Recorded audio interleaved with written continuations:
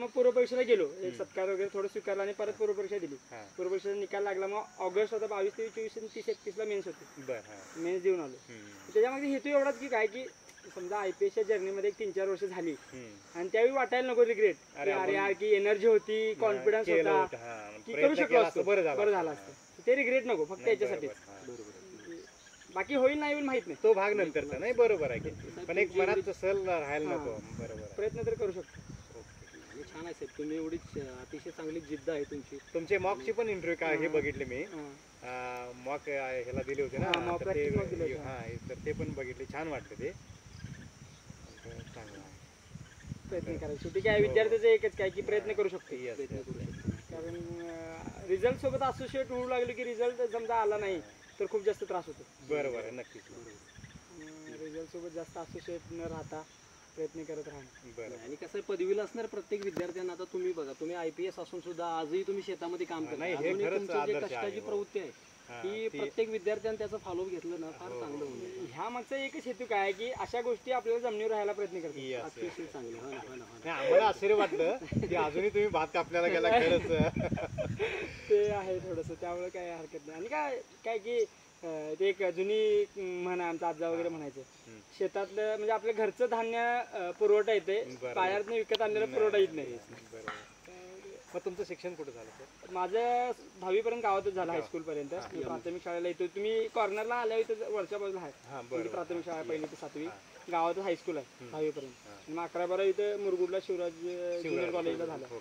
तिथून मग CET through COPला admission, 2016 ते 2020 पुण्याला. कोरोना संपत आला त्यावेळी तुमचा शेवटचा 1 महिना गेला कोरोनात आमचा. तिथून तुम्ही परत मग दिल्लीला, तिथून मग एक 9-10 महिने पोस्टमनसाठी जॉब केला मग गंगापुरात. मग एप्रिल 2021ला दिल्ली गाठली. त्या व्हिडिओमध्ये आहे, बघितलं आम्ही सगळं, कोणी कोणी मदत केली ते सगळं छानपैकी मांडलं. काय की ऍटलीस्ट आपण त्यांनी दिलेली मदत तर परत करू शकत नाही, पण ऍटलीस्ट कृतज्ञता तर व्यक्त करू शकतो. कारण त्यांना अजून असं उत्साह येईल की बाबा माझ्यासारख्या अजून एक 5-10 पोरांना परत मदत करावी. तुम्ही साहेब मग दिल्लीला तुम्हाला अभ्यासाचं कोणी असं वाटलं असं की माझी आता कॉलेज COPला कशी थोडीशी परंपरा आहे प्रशासकीय अधिकाऱ्यांची.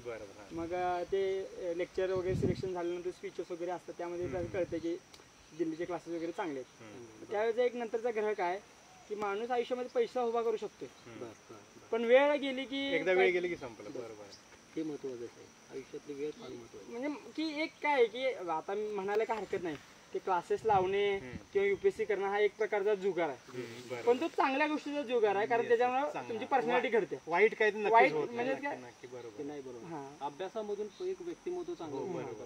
सो मग तेच एक विचार ठेवून, आणि काय की क्लास लावण्यासाठी मला एक व्यक्तीने, शहा म्हणून होते, त्यांनी मला मदत केली होती. तुम्ही ते YouTubeलाही सांगितलं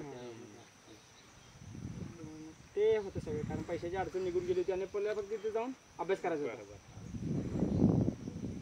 बरं, आमची एक विनंती आहे बघा, तुम्हाला जर वेळ असेल तर, जर शक्य असेल तर विद्यार्थ्यांना आमच्याकडचे, मी जिथे गुहागरला आहे अशी ग्रामीण भागातलीच मुलं, जर कधी वेळ मिळाला समजा तर एक मोटिवेशन म्हणून, स्पर्धा परीक्षा म्हणून नव्हे तर वेळ मिळाला तर बघा, विनंती आहे. वाटलं तर आम्ही काहीतरी जाण्याने तुमची व्यवस्था करतो.